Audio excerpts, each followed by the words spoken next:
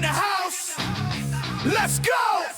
Step inside the ring where the legends were made. Independent warriors never looking for fame. Rudeboy swinging, Huck calling the shots. Two lifers of the business with the stories that rock. From the sheet breaking heat in the Motor City. Bobo Brazil dropped the hammer, never pretty. Jerry Lawler on the mic, Dusty Rhodes with the soul. Gino Hernandez with that shine and that gold. This is wrestling real talk, no gimmicks, no lies. Real stories from real champions through real lives. Old school, new school, every lane, every block. Detroit wrestling forever, wrestling real talk. From the territories down to today's indie scene. Blood, sweat stories, the things fans never see. Icons, outlaws, legends who never quit. If you lived it or you loved it, this song is for it. Rudeboy, A.T. Huck, independent legends, y'all already know. Wrestling real talk, where the truth hits hard. Let's go!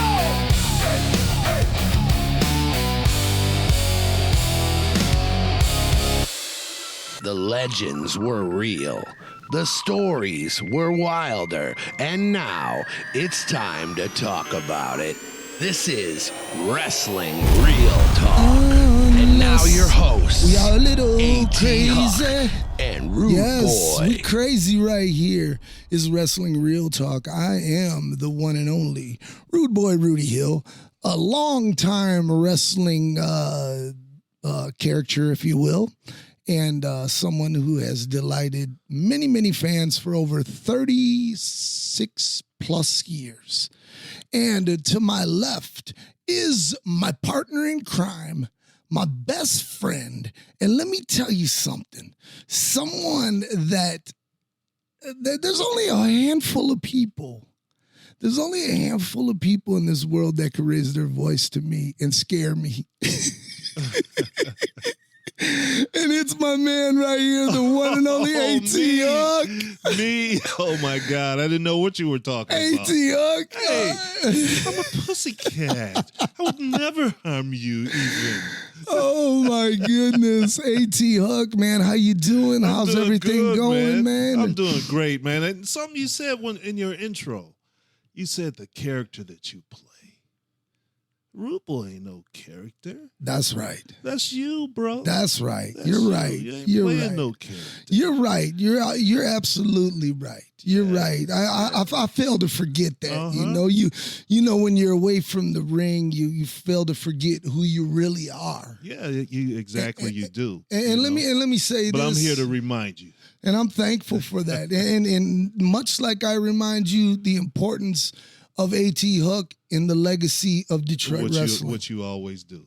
Absolutely. Speaking of legacies of Detroit and cool Detroit memorabilia, I urge you right now, if you love big time wrestling, if you love the Sheik, if you love Bobo Brazil, if you love Dick the Bruiser, if you love Lord Layton, if you love the Fabulous Kangaroos, oh my God, we can go on and on and on and on. If you love that era of wrestling, I urge you right now to go over to throwdowntheater.com. Go to the merchandise section and get your mind blown by some of the coolest t-shirts. I'm telling you, I'm so proud of what we have to offer through Throwdown Theater.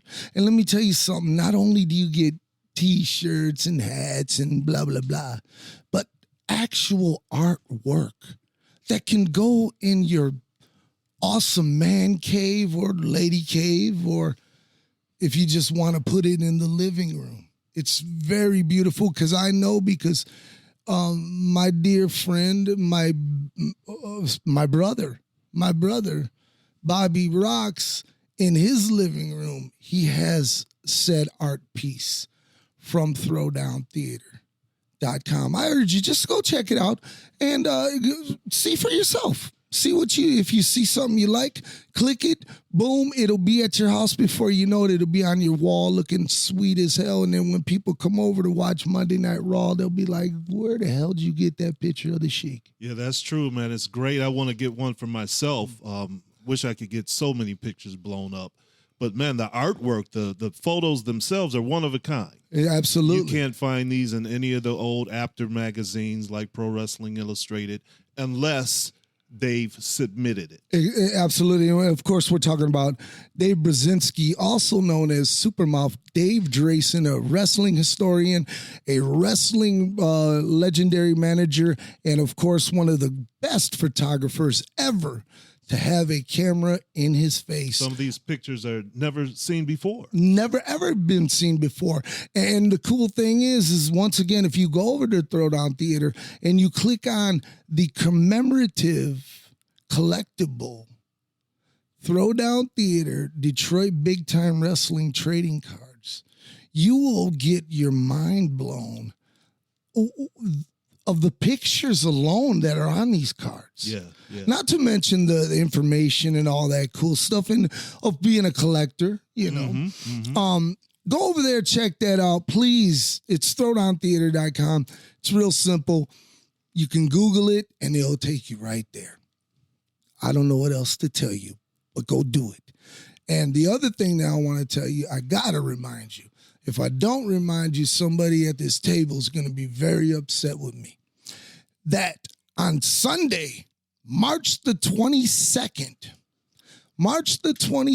at 4 p.m. at Taqueria El Rey. Oh my goodness, International Big Time Wrestling returns with the returning and defending International Big Time Wrestling Women's Champion, fresh off the ass whipping she gave to Nyla Rose at the last show, if I may say so myself. It was a great match, but at the end of the day, there was one hand raised, and her name is Big Mama, and she's returning back to Detroit, Michigan. That's right. So all you Big Mama fans, get your tickets right now over at Taqueria El Rey. And look, they're $15. I mean, you can't go to the movies for $15, but you can come and see the most action-packed live wrestling there is to offer in the Midwest. No, fuck that. In the United States of America than International Big Time Wrestling. Family-friendly fun.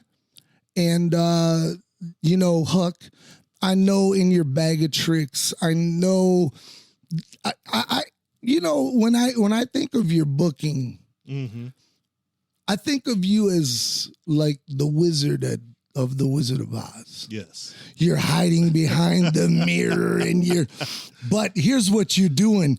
You have this silk bag and Nate Manson's name is in there. And Suavino's name is in there. Well, not no more because he's the champion. He's the champ now. Roddy H5 Suavino. is in there. The I'm trying to see where you're going. Little Fred.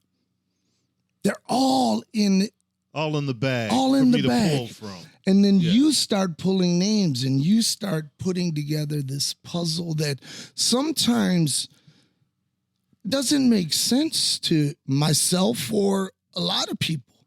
However, that's what makes you the wizard. And you say, my child, you know what, Rudy? sit back but sometimes and enjoy. Sometimes things just kind of happen too. It's true. I like to see how the match looks at the night of the show, and depending on how it goes, I might change my mind on something. Okay. Or something they might do might spark my interest to make them come back and use what they did in that match. Absolutely. Just like with, man, and we're pulling the veil back with Cannon. He used the chain on that one show, and I was like, let's make that a thing. But yeah, we're talking a little too much about what we do, in my opinion. I agree. Even though the veil has been pulled back, I don't know. It has been, but we don't need to contribute we don't need to that. Contribute to it. Right. But yeah, man, I think about it a lot. Like I said the other day, wrestling lives rent-free in my brain. You did say that to me, It and lives and rent-free you in know, my brain, man. and you know, Huck, when you said that to me, that wow, that really was like, holy shit, that's a lot of investment. It is. You know, you're laying in bed trying to sleep, and I'm thinking about matches. For Putting real? together matches. Yeah, I do. I've done that for years, man. Going back to the 90s. I'm thinking about my lady, man. Yeah, Shit. well, you know, after that, what do you do? Go right to sleep? Put your thumb in your mouth. Yeah, man. 3 minutes later. 3 minutes later, you're asleep. Oh, my man. But goodness. wrestling, it's just on my mind so much all the time when I'm involved with it. Yes. And even when I wasn't, I would think of things. So, But now it's like, oh my God. okay, so before we go into that any further, we had a couple people comment on our comments of the Rock and Roll Hall of Fame and why it's called the Rock and Roll Hall of Fame. And our conversation sparked some like really heated. Some controversy? Yeah, well, they were, like this one guy, he was so mad that he was mad at me because I was like, why don't you just fucking call it the Music Hall of Fame? Right. Just call it that. What it is. It's not the Rock and Roll Hall of Fame. It just isn't. When you got Dolly Parton in there, who's never had a rock and roll record in her life. Right. Never once. Country music. She's a country music goddess. Right. She is truly One of the all-time greats. one of the in that all-time genre. great. Exactly. But she's somehow inducted into the Rock and Roll Hall of Fame, yet you don't have Mitch Ryder, one of the greats of all fucking time. Mm-hmm. And that was my point. I wasn't saying that, like I was shitting on rock and roll. No, because I made a living off of rock music all my life, and being in the entertainment business. And I'm most certainly proud of what I've done. And, but what I'm just saying is call it what it is, call it what it is. And so when they were really upset that I said Gene Simmons kind of had a point. I mean, and I know Gene Simmons could be an asshole. I know that he's opinionated. I understand that. But, just like, what I do, Huck, I just listen. Well, I listen. Some people with rock and roll are really, really strong supporters of rock and roll. Yeah, You remember in the late 80s, no, not late 80s, late 70s, here at Tiger Stadium, they had the disco burning and versus stuff. rock and roll, and they burned all the disco songs. And then they had the Chic versus Dick the Bruiser, Right. Chic Chic was disco. Yeah. So, it was a revolt against disco. It really was, It was and a people revolt. were hating disco. And it's weird because I was explaining this to Carlito once. And Carlito, happy birthday to Carlito. He just turned 30 yesterday. 30 fucking years old, man. 30. But that wasn't in Detroit. I'm sorry. No, that wasn't. That was it. That was it in Chicago. In Chicago. With a DJ named Steve Dahl. Right. However, they did have their protests and all that shit here. But when I explained that to Carlito, he couldn't fathom that. He was like, people were mad at disco? Like, Right. why were they loved mad at disco? Right. And I was like, Well, this one DJ, I couldn't that explain one DJ it. that you're talking about, he lost his job Right. because they changed the They changed format for the radio so station. he was mad about that. Let's get this clear. Right. So he had a hidden agenda anyway. Exactly. Yeah. Yeah, but disco music, that was the bomb, man. That's what I grew up with. you know? Absolutely. Loved it. Absolutely. Tearing up the dance floors. Hey, let me say this, man. We're gonna dig into the mailbag in a second here, but a couple things that I do want to say, man. Oh my goodness, man. I talked to you on the way here, and we talked about this, and we talked about this movie a few times, and it's the new Tyler Perry movie. And Oh yeah, here we go. bro, I don't know what the hell I was watching, man. I haven't seen it yet, but your description is like, what's the beginning disclaimer. Mm-hmm. I'm not going to repeat all those things because even with my foul mouth, I don't feel comfortable saying those words. However, and I was like, this is Tyler Perry. This was the guy who made a living off of movies about God. And now this has shit to do with God. Nothing. Zero. Absolute zero.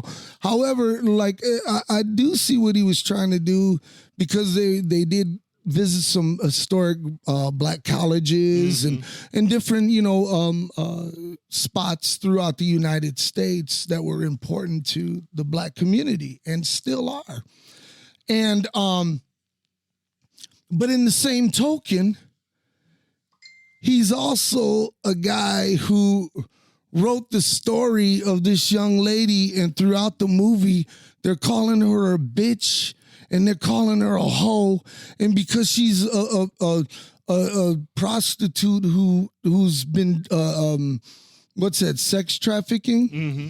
Yeah, so she was 15 years old or whatever when she was put on the street. It wasn't her choice. Exactly, and here they are portraying this girl, as a hoe, and I was like, man, kudos to Tyler Perry for pointing out Morehouse College and the importance of it, and Montgomery, Alabama, and all of the importance of what happened there historically. But shame on you to do that as a black woman and his content. As a black woman like that. That blood blew my mind. I was never a fan of the other movies anyway, myself. They were kooky. Never a fan of the Madea movies. I've watched them, but, he had a whole lot of inappropriate stuff in those too. Indeed, but this time... it was over the top. This time, I think he sat down and said, I'm going to shock everybody. And let me tell you something. 5 minutes into the film, I was shocked. Let me also say this because I'd be an asshole if I didn't. There's some funny stuff in that movie. There's some funny shit in that movie. I'm not even going to lie, some classic lines. And, but like I said, I don't know how I feel about it after watching it. Don't tell me any of it. I'm not. I want you to watch it. I really do. I want all of our listeners to watch it. I do, and voice your own opinion. And am I a black man in America? No, I'm a Chicano in America, but I also know the difference between right and wrong in any culture. I mean, let's call it what it is. Anyways, Huck,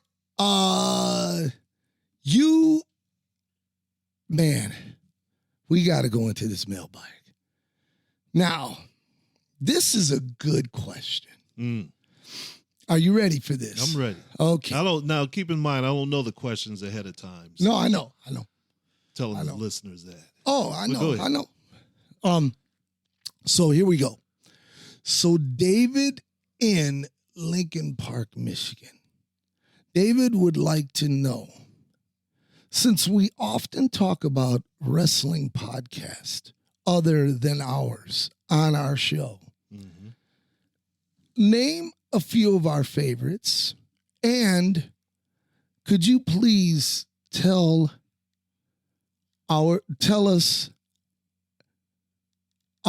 him our thoughts on these three individuals: Jim Cornette, Dave Meltzer, and Conrad Thompson. All right. So you can marinate on that for a minute while I say, I know you, Huck, because we often travel together, and you love Busted Open. Yeah. And I was never really a fan of it until I was, one day with you, and I was like, oh, this is pretty cool.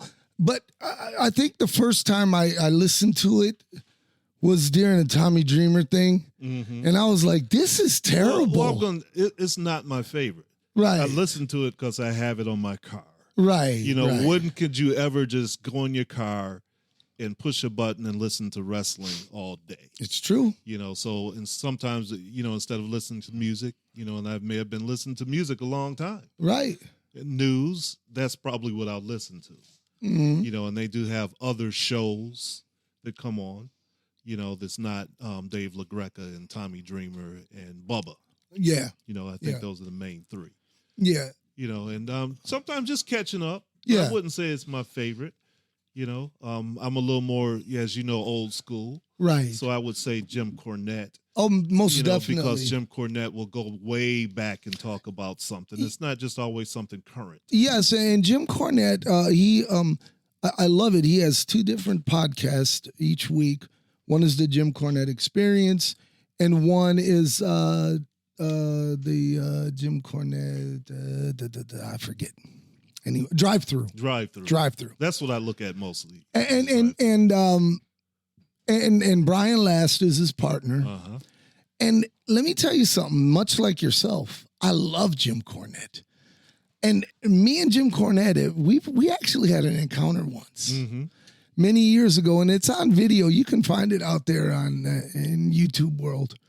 But anyways, many years later, I took my son Santana to a wrestling convention in Charlotte, North Carolina, and there was Jim Cornette.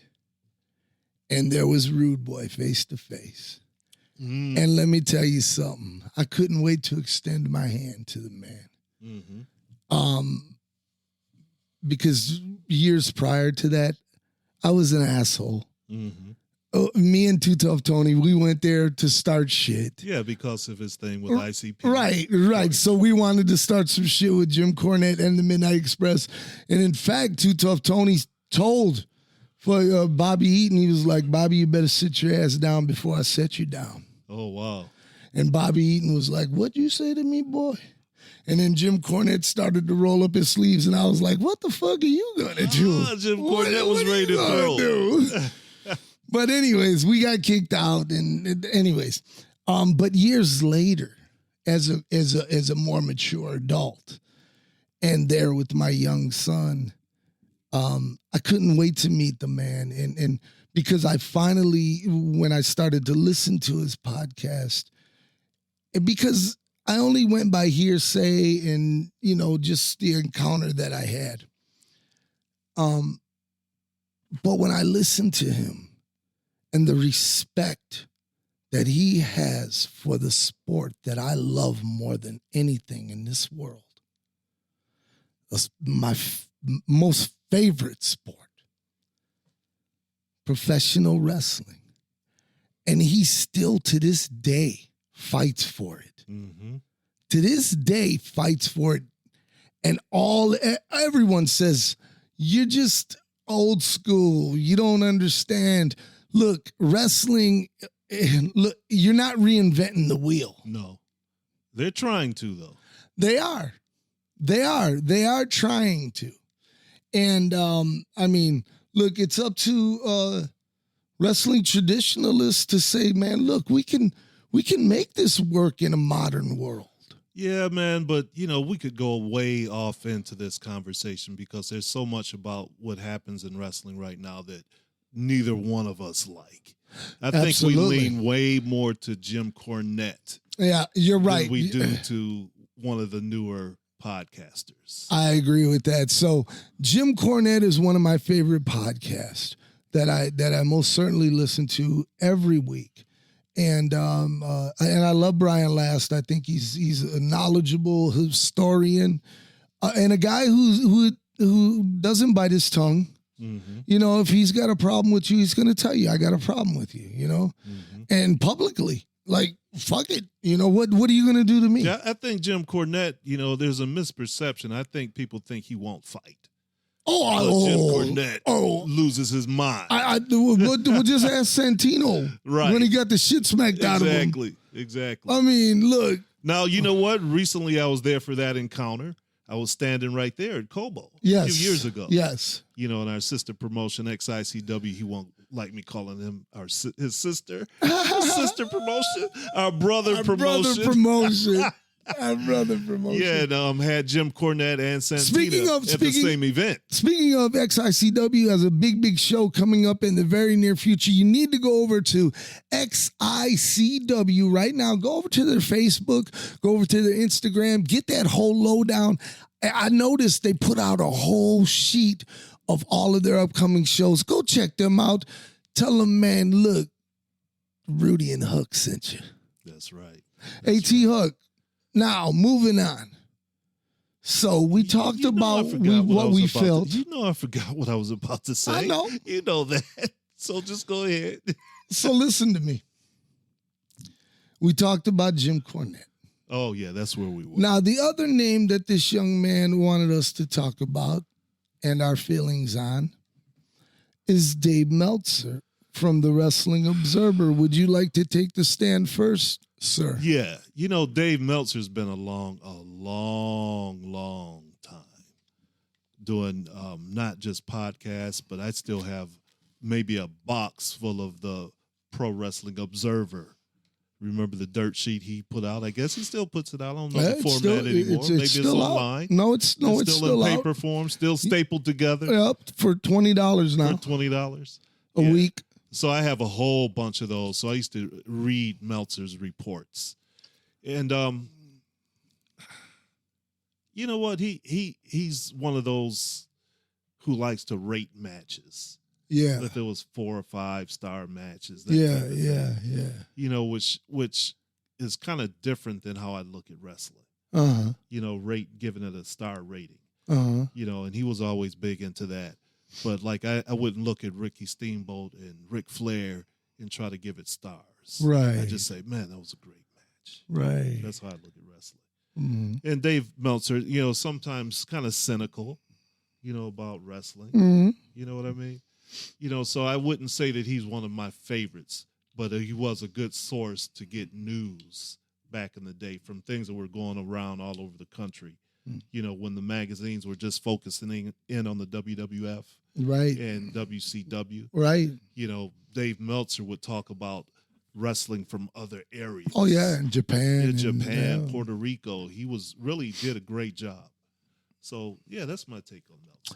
Okay, boy, you and I have a very different take on Dave Meltzer.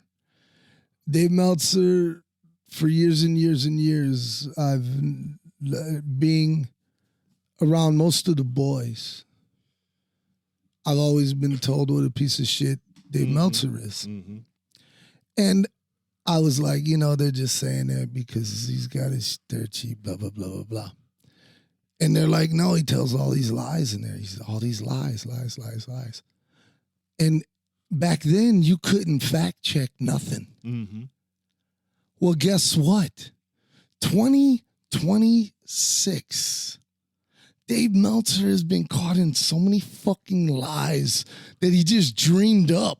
Give me an example. Well, you know what? I wish. I mean, and I'm not denying could you it. Google I'm not Dave Meltzer lies? Now, tell me this: is he lying or is he just kayfabe? No, he's straight Does up. he think he's doing it like he's straight up saying, "Look, blah blah blah is divorcing blah blah blah," and then blah blah blah is like, "What the fuck are you talking about, man?" Stuff like that. Yeah, like dumb shit. I thought you meant he was making up wrestling scenarios. No, none like of that. After and all that. No, and then he's talking about how someone's losing their job and blah blah blah, and it's like what?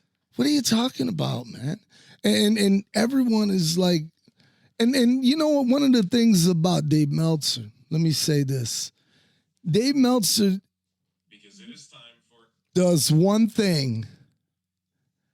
He collectively got Jim Cornette, Vince Russo, Bruce Pritchard,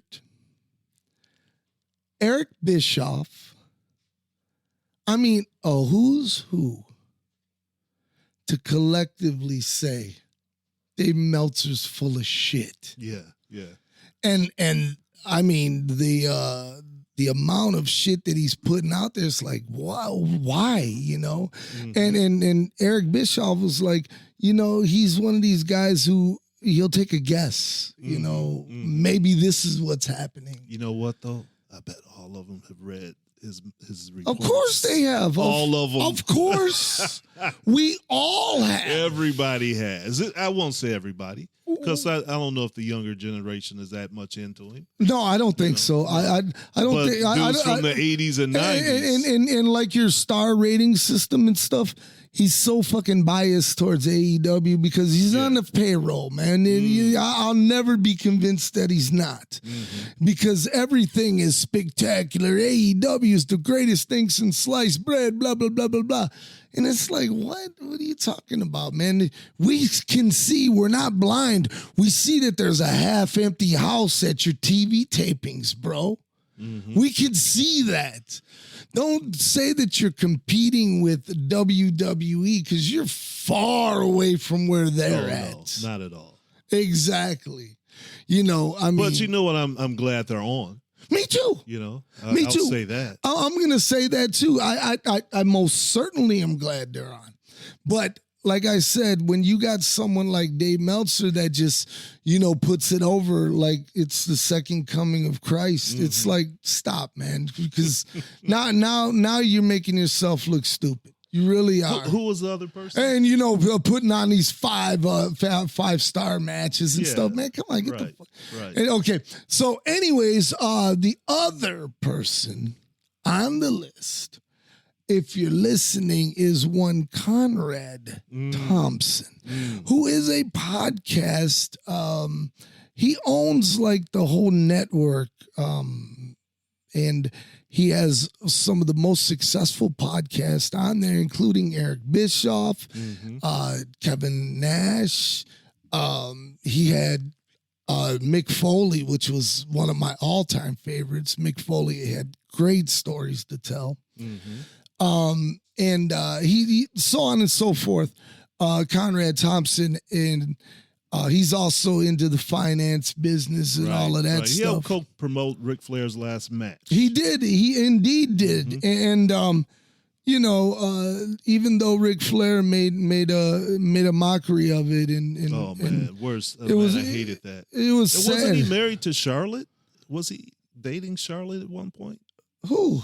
Conrad Thompson. No, he's married to her sister. Their sister. That's yeah, they're right, married. sister. Yeah, he's his father's father-in-law's Ric Flair. Right. And the thing is, man, he embarrassed his son-in-law, man. He embarrassed him, man. They should have known better. And then, you know, they put out all that money and they put out all of that. They sucked us in. We were excited to see. And then what did we see? We seen a drunken slob. That was horrible. In his last match, and it was terrible. And you know how I like Ric Flair, the character. Oh my God, the man. character. I had the wrestler. Huck, I had goosebumps when he was getting ready to come out. And then when he came out and the robe was all fucked up and everything, I was like, oh, here we go. Man, here we go. Here we go. And then he gets in, he's wrestling in his shirt and stuff. I'm like, I didn't want to see that, man. Yeah. I hope it never happens again. Me too. And so does Conrad Thompson, and so does his bank account. No, Conrad Thompson also does a really cool wrestling convention, and it's called Starcast. And yes, they have everybody, a who's who. And I was invited to do it in Charlotte, North Carolina, and I was blessed that I got to be a part of the JCW down there, and that was really cool. This a couple years back. Conrad Thompson, the only thing that I have a problem with Mr. Conrad Thompson is that he's a bit of an ass kiss. And he kisses AEW's ass like, I'm like, bro, man, you gotta, man, you're brown nosing too much, like homie. it is, huh? Exactly. And the thing that I love is like an Eric Bischoff, who is his co-host, is like, what the fuck are you talking about, Conrad? What are you talking about? Bishop man? is keeping it real. Exactly. And then, by the way, Eric Bischoff, one of the cool, very cool perspectives of wrestling through his eyes in his podcast. And it's called 83 Weeks, because that's how many weeks that he kicked Vince McMahon's ass. 83. Think about that, That's man. a long time. And you know what? And Vince was the king. He was ready to cash it in at one point. Indeed, he was. He was going through a whole lot of stuff. He was, and not half as near what he's going through now. Yeah, not now. I mean, he has nothing now as Right. far as WWE concerns. But just a few $1 billion. Yeah.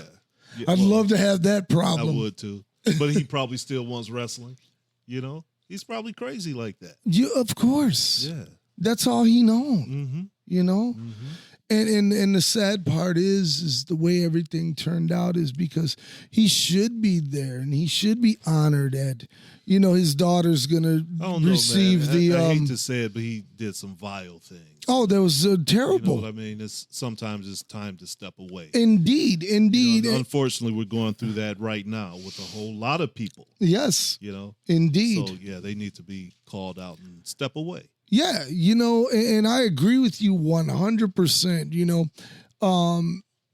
I think it's very cool that WWE is honoring Stephanie with the Hall of Fame, and finally Demolition finally, man, and they both deserve it, man. Yeah. I mean, really, AJ Styles, man, one of the greats that we got to see develop into very, very a Hall of early Famer. AJ. Yeah, absolutely. But we were talking about these podcasters. Yeah. Let's get back to that. I haven't really watched or listened to Conrad that much. I'll catch it now and then. Same with Bischoff. I listen to him. But one that I do listen to a lot, and not to get off this Conrad, and you're ready. Oh, go ahead. I listen to Dutch Mantel. Oh, Dutch Mantel, he's one of the guys that I personally love to listen to. Mm-hmm. Now, I know friends and even family members who are like, man, this guy's full of himself. Fuck him. Mm-hmm. What has he done? Hey, he's done a lot. He's done a lot. A whole lot. If you look back over his career.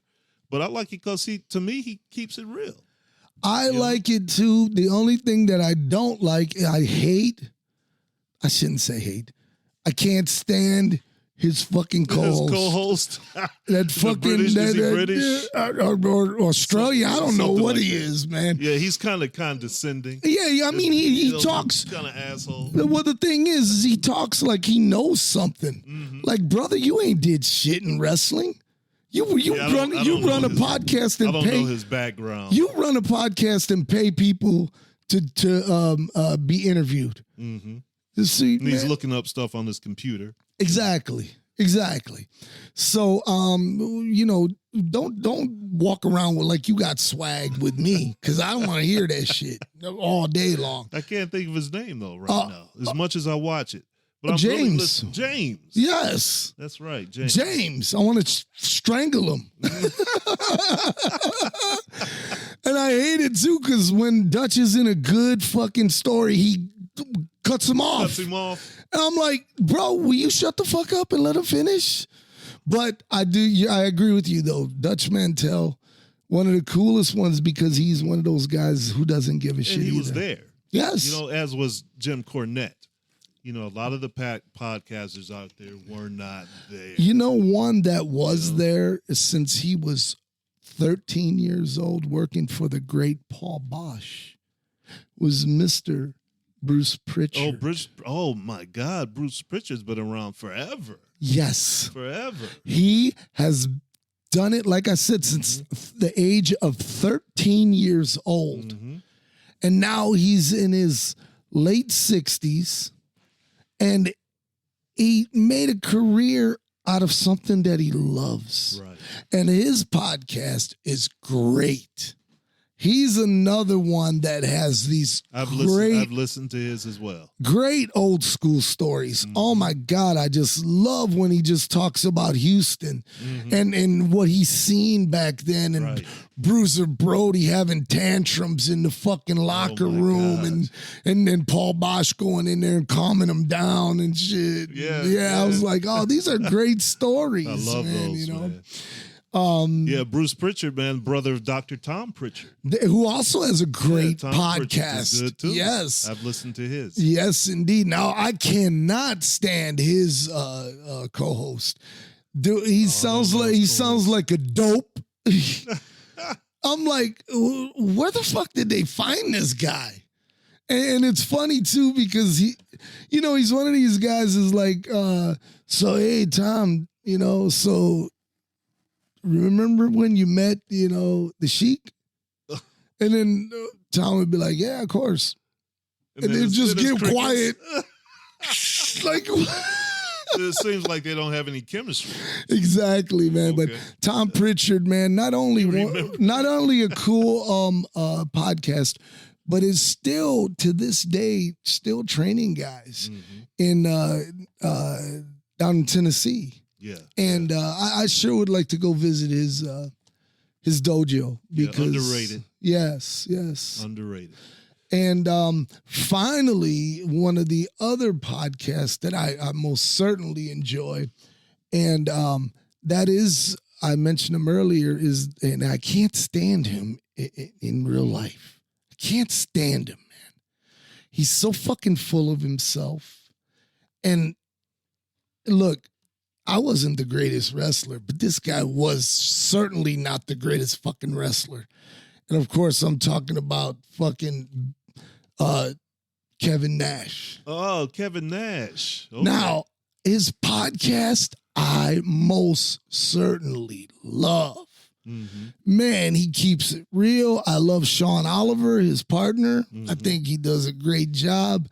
But in real life, when I'm at these conventions and all of this shit, and I see the way he acts toward people, I'm like, this is not 1995 no more, I've bro. Never seen him or met him. Well, I saw him wrestle. But Yeah. Never met him in person or been around him. And then I've had encounters with him where I had to have sit down meeting with him at WCW over what we were gonna do with the ICP and and he was always a dick about everything. Well, people don't really care if these guys are here. Well, you do. Mm-hmm. You do. I mean, come on. Do you think they care about you old fossils in this motherfucker? For real. Putting the boys down, huh? Yeah, man. Putting and by putting the boys down, making yourself think you're putting yourself over. Mm-hmm. Now, let me also say this, Huck. A guy who I most certainly wish had a podcast, and I can't believe he doesn't, is the Mouth of the South, Jimmy Hart. Jimmy Hart, yeah. Man. I'm sure he has great stories to tell. Oh, my goodness. He's been all over. Yes. But, of course, cut his teeth in Memphis. Yes. Jerry Lawler. And like we talked about last We time, did. the Gentrys. We did, the Gentrys, Yeah, yes. but he doesn't have his own podcast. That blows my mind, man. It really does. And then, Ricky Morton used to have one. Excellent. All of a sudden, he just lost interest in doing it. I'm like, bro, I loved your podcast. And he was like, well, okay. I was watching for a while one with Don Morocco. Oh, yeah. And it was Don Morocco, but he would get sidetracked. Oh. He didn't remember everything. Well, let me tell you something, Huck, man. Me sometimes. Huck, we can go on for days and days and days and days doing this, what we're doing right now, wrestling real talk, because that's what the fuck we do. However, we do got to put a bow on it. We got to put it to rest. We got to put it to bed. And, but never fear. We will be back right here in your ears, right here on Wrestling Real Talk next week. A.T. Huck, would you like to say any goodbyes, good nights, good all that good stuff? As always, thanks for tuning in. We love you. We need you. This is what we love. We love professional wrestling. And we don't come in here with a script. We talk off the top of our heads, out of our memory, out of our love. And hope you enjoy it. But once again, like Rudy said earlier, our next show is March 22nd, Taqueria El Rey. Still putting some things together, some things Rudy doesn't even know. I'm about to tell him when we get off the air. And Hope you can come out. We got a great show. We got a lot of great things coming up this summer, period. We'll be in, doing some things out of town, hopefully. And, man, I had sent a message to Scott Demore. I'm going over to Maple Leaf Wrestling, soon. And a lot of people calling me about stuff, man, but I don't really want to go too far, but you can catch me right here every week, Wrestling Real Talk. You can catch me at International Big Time Wrestling. And like I said, we got some good stuff coming. Ladies and gentlemen, man, thank you. Thank you for being here with us. Thank you for rolling with us and listening to our stories and, giving a care about our opinions. And thank you for that. It's awesome because we've been through a lot in wrestling. And we most certainly have been through a lot in life. So I would be remiss, if I didn't say, I'm praying for peace. We got some crazy stuff going on in the world, and I'm just praying for peace. Yeah. Before you go to bed tonight, you should probably pray for peace as well. Imagine if we all did that. Imagine if we all did that. If we put away our division and just say, man, pray for peace, man. And that doesn't just mean in Iran or in Israel or anywhere. That can mean in the streets of Chicago, the streets of Delray. I mean, for real. Pray for peace, you guys. We're lucky to be alive, man. We really are. I'm blessed to be alive, and I get to do this, like I said, with my brothers. Shout out to Bobby Rocks in the control room, doing what he does every week. Thank you so much, sir. Again, I get to do this with my brother, and like he said, we love this. We love you. Blessed to have you guys. Now, a very important message that you should already know. That we, yes, you and I, are not here for a long time. But we are here for a good time. Before I go any further, got to shout out my boy, the one and only, the legend from up north. Yes, Freddie. Freddie is in the house. And that's Bobby Rock's father. And let me tell you something, one of the coolest rockers I know. Happy to have him here. But like I said, we're not here for a long time. We're here for a good time. I'm about to have a good time with my man Freddie after we get off the air. Take care of one another. Be good to one another. Most certainly pray for peace. Peace.